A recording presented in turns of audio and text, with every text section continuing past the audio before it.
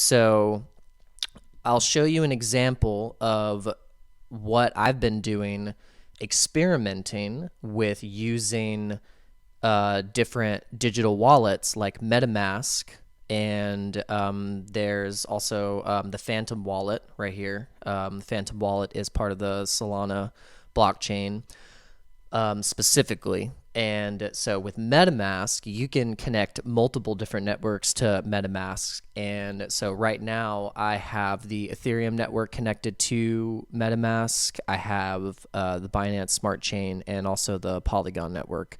And in a different video, I will go into all of those different networks and explain the benefit of each network and using them and what it means when it comes to the certain fees and what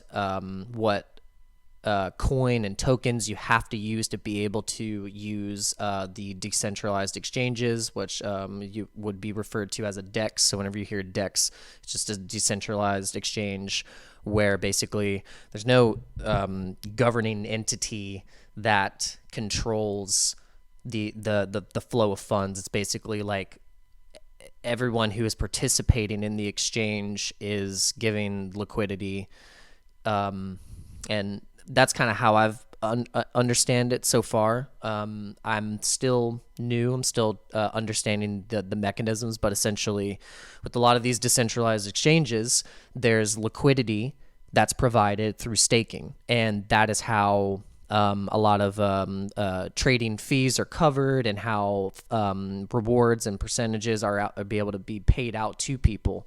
And the way that you're going to have to get into that and learn how to use those things is to set up these digital wallets.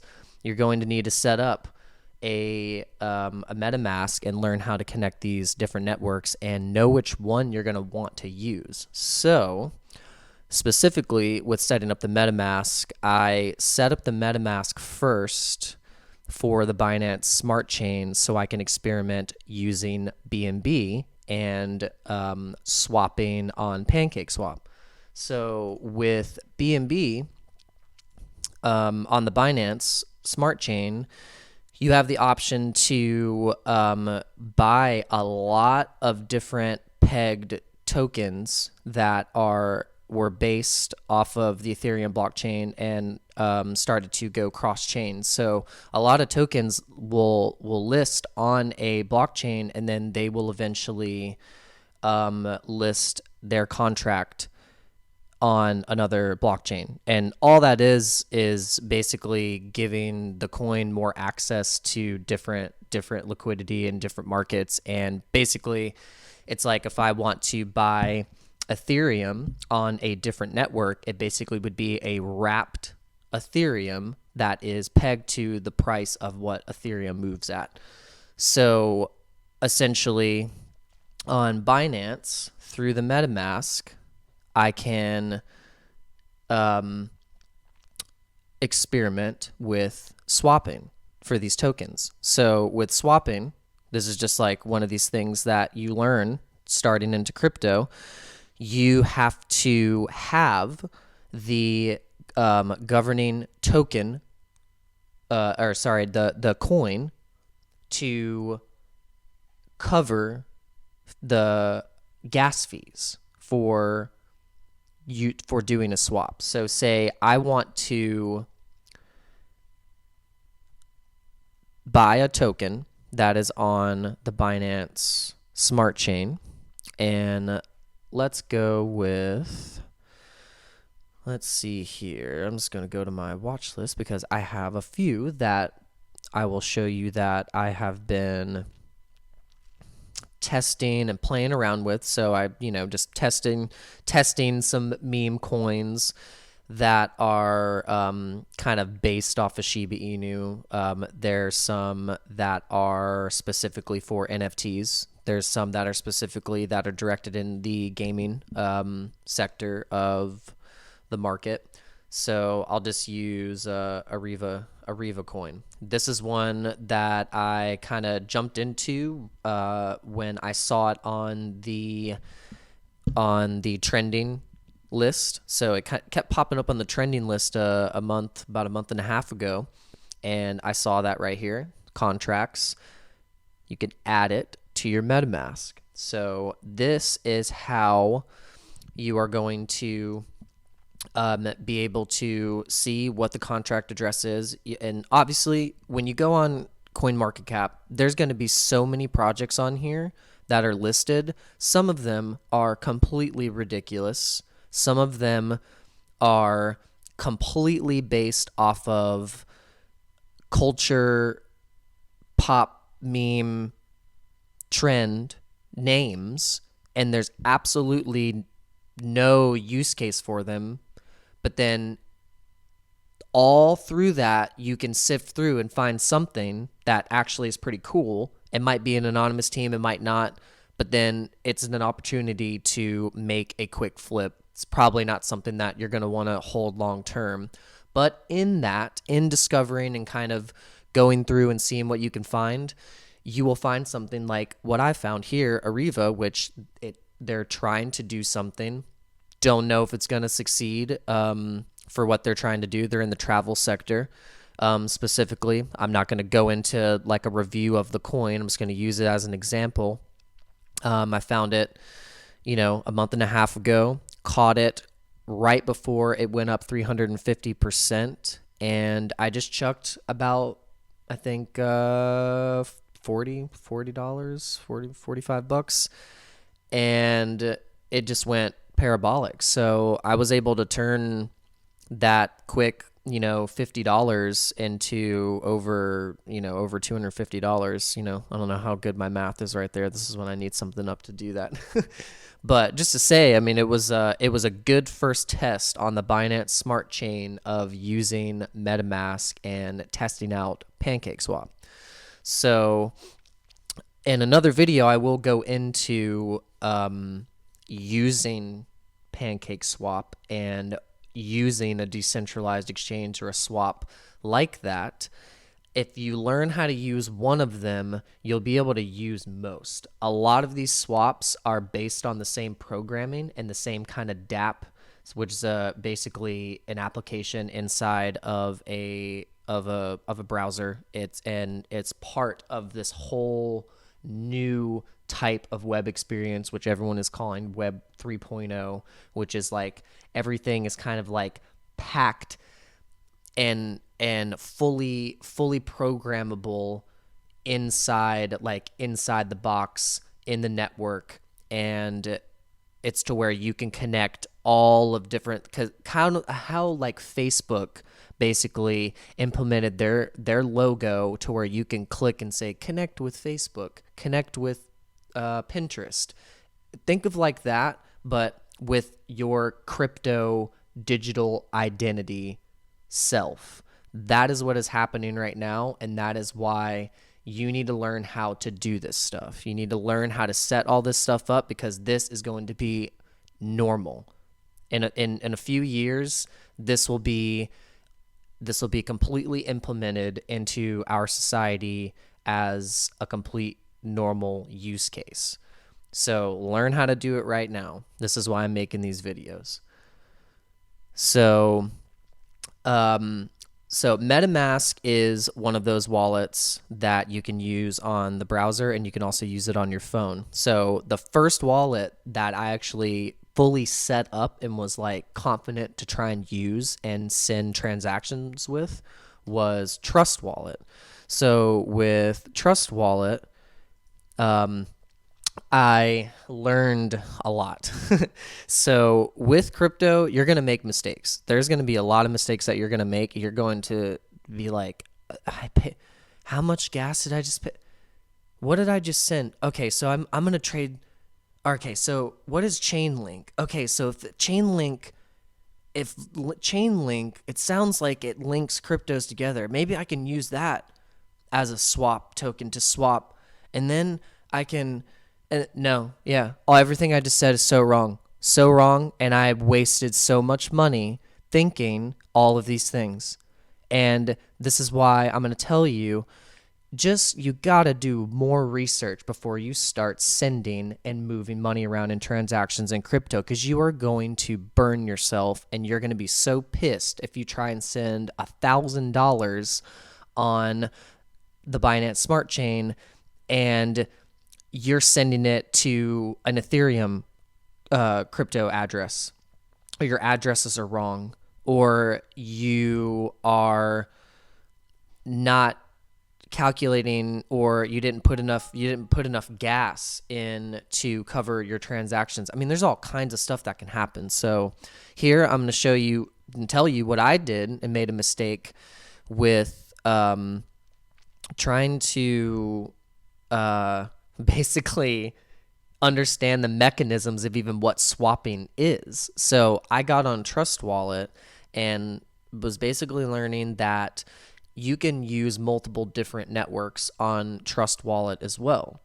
But the difference between MetaMask and Trust Wallet is that when you add Trust Wallet, you can basically, like a little tab check, like you can off and on certain coins. You can also add your own coins too, but it has a pretty big list of coins that they like to add, and it already configures the networks for you. So if you own Bitcoin, or you own Ethereum, or you own BNB in Trust Wallet, it is going to automatically send it from that network. So I found that out by using MetaMask as my second wallet, of actually having to select the networks myself, add tokens myself, and also understand the difference between the networks. So with that being said, I had some funds that I had on crypto.com, and in multiple different cryptos. I had some chainlink, I had some Bitcoin, I had a little bit of ADA. I had it split. I had like $200 all split up in different ways, and then that was actually fluctuating in price too, up to $250 on crypto.com. And I, at the time, was finding out about Voyager's token swap program. So there's a token called LGO that, through a merging, they were going to convert all of the LGO tokens and through a portal and convert them to VGX, which is Voyager's loyalty program token, and their coin for issuing out governance and basically issuing rewards. So it's like staking. If you hold VGX, just kind of like CRO, it's the same concept. So basically, they were using this portal to convert the LGO tokens over to VGX, and they were going to swap it 1-to-1, basically, to where whatever the price of your LGO, if you got it at 10 cents, that one LGO would be the price of VGX, which at the time was over $3. So I was like, okay, I'm going to try and buy some LGO so then I can swap it over for this VGX and see if I can make some good money. Wrong. I found out the hard way that during all of this time, I was not thinking about the Ethereum gas fees. So I ended up paying all of this money for gas fees to transfer my money out of the crypto.com app to get it into the Trust Wallet app to try and swap chainlink for LGO, not realizing that, oh, I need Ethereum to cover the gas to be able to even purchase the LGO to begin with.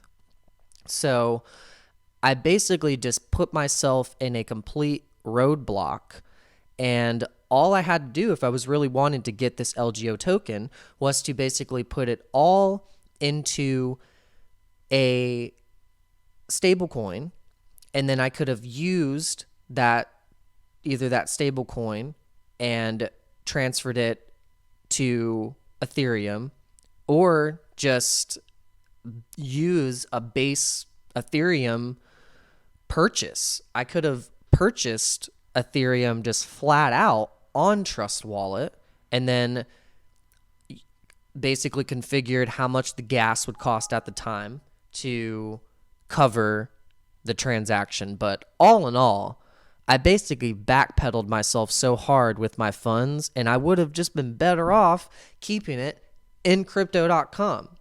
and at now, when I think about it, if I would have just held all of that money in there, it probably would be at least up to $400. So, but I mean, who knows? Because crypto does some funny stuff sometimes. So that, I hope, helps and is a valuable lesson for people who are just getting started with using these digital wallets. So what you're going to find out is that a lot of these are exchanges, almost like a brokerage exchange. So Voyager is almost kind of like a Robinhood. Oh yeah, my flux, look at that. My flux was way down. Let's make that a little brighter. So Voyager is like a crypto brokerage.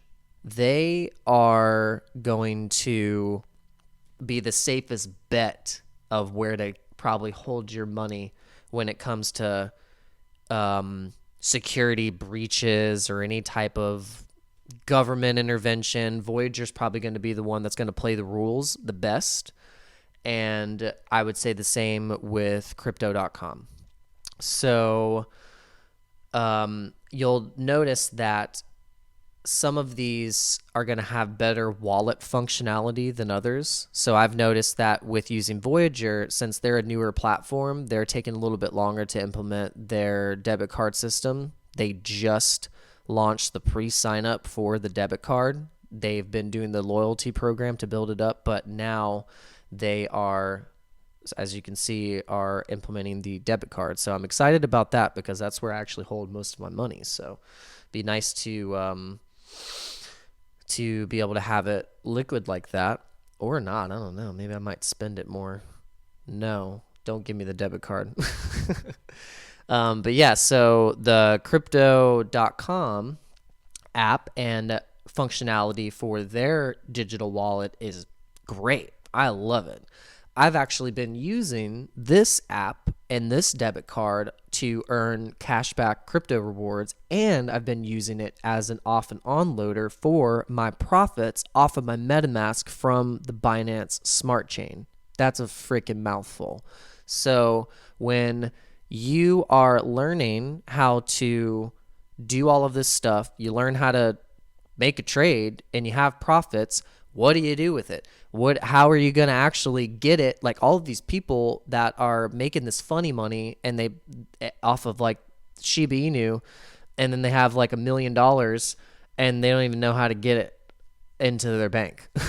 So it's like, it's hilarious. I don't have that much, but I already know how to do a lot of different little small things that actually really matter in the grand scheme of being in the crypto market. You have to know how to do this stuff and honestly make the mistakes too. And so what I've been doing is, like I was explaining with the stable coins like BUSD, I've been using BUSD and transferring it on the Binance Smart Chain network to crypto.com, to my crypto.com wallet. So I have a specific crypto.com wallet address that I am copying, making sure that it's the exact address, copying that. And then from MetaMask, I am pasting that address into MetaMask, and then I am going to, issue that transaction on MetaMask. And what that does, because I'm on the Binance Smart Chain, it is going to use BNB to cover the gas fees. So when you hear gas and gas fees for these specific blockchain networks, that all that is a price that you are paying to send that transaction to wherever it's going to go. And that can fluctuate depending on the traffic of the network. And notes, that's why they're using a term like gas, because there's all this different traffic and networks and all this stuff, it's all linked together. So because I'm sure, like, when you're new and you're thinking, like, what the hell is a gas fee? So that's what it is. I had no idea what it is. It took me a little bit to figure out what a gas fee was, and so now you know. So with Binance Smart Chain, people are starting to adopt using this over Ethereum because of the gas fees, and the gas fees are super low. And I experienced using Ethereum first, and doing that, realizing that the gas fees can fluctuate between $14 to $350. It can fluctuate like that drastically. It's pretty crazy. So even though Ethereum is one of the most used blockchains and what they do, and honestly one of the smartest designed ones in terms of programming and what it does, it's almost kind of like a virtual machine internet like entity type thing. It's really weird. It's really honestly hard to understand. And if you ever like want to listen to Vitalik Buterin, who's the creator of Ethereum, talk about it, he's like an alien. So basically with using Ethereum, just high gas fees. So that is what you'll use. So if you're on the Binance Smart Chain, so this is my example of off and on loading the profits. So say you have profit in one of these coins, you're going to use a decentralized exchange and a swap. And what's cool, you can go on a swap on the swap platform, or you can actually in MetaMask, they will search and get different quotes from different swap platforms for you, and you can do it just right in MetaMask. So that's really cool. So you swap that token for your stablecoin that you're wanting to use, which I'm using the BUSD. So I'm sending, initiate that transaction, goes into the stablecoin, and you're gonna need BNB still to do that transaction. So you always want to make sure whatever coin that you're using to cover that gas fee, you want to have enough in there, because sometimes it'll get super low, and then you're like, oh man, I need to issue this trade, and you don't have enough. So you just want to always make sure that you have that filled up and topped up. So once you do that, you're going to have that BUSD. So say you took out $100. So now you have that $100.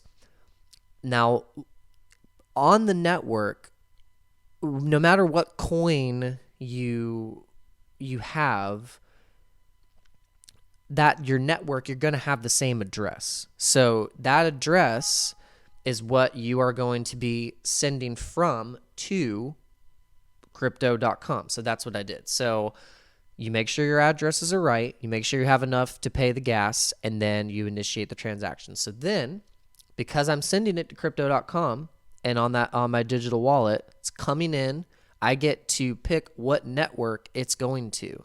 You get to choose between either the Ethereum or the Binance Smart Chain. So because I'm sending it from the Binance Smart Chain, that's what I'm going to receive it on. So once it gets to the wallet, it's supposed to be instant, but sometimes it takes longer, and that can stress you out because then you think you did something wrong. But most of the time, if you've done it and you've received it before and you're using the same process, it's just a network issue and it's just traffic. So don't freak out. It happened to me just recently, and I was like, oh my God, I did something wrong, and it was just traffic. So basically, once you get it, like I was explaining, crypto.com, they use a conversion of USDC as their preferred spending method on to convert to their card. So when you use the crypto.com card, or honestly probably any of these crypto cards that are being used as a debit transaction through Visa or MasterCard, it is it's still using it's still using fiat USD, but basically you're using the stable coin as a catalyst to get it to USD. So, but when you think of all of what I just explained and what I just said, all you're doing is taking your banking into your own hands. You are taking responsibility for your finances, and you're taking the bank and the middleman and all of that bullshit out of the way, and you are in control. So that's the whole point. It's having autonomy on your finances, and it doesn't matter how much you have. That's not the point. It's not about chasing a number or trying to get ahead of the next person. It's about feeling confident for yourself and using these systems and knowing that that's the whole point of crypto. That's the whole message of crypto, and the whole purpose and principle of these consensus and what it means to be in this type of transactional system. We've been transacting for thousands and thousands of years, and everything evolves. So this is the point where something changes, and this is where it changes.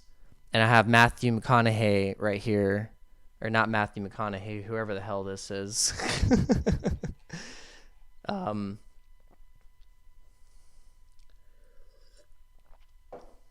Matt Damon. Yeah, not freaking Matthew McConaughey. Matt Damon. One of the Matts.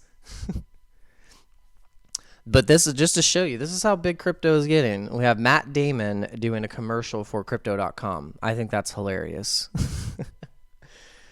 All right, well, I think I've blabbed enough. This has been a 43-minute video, so we'll see how much of this goes up online. But this has been Dano Crypto. This is a new channel.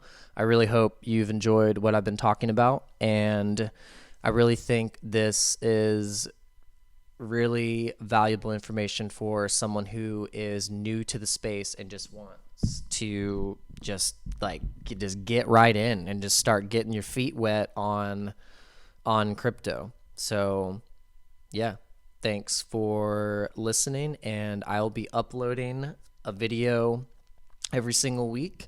I have a lot of things planned for this channel, some really cool ideas and different shows and segments. Definitely going to have some guests on.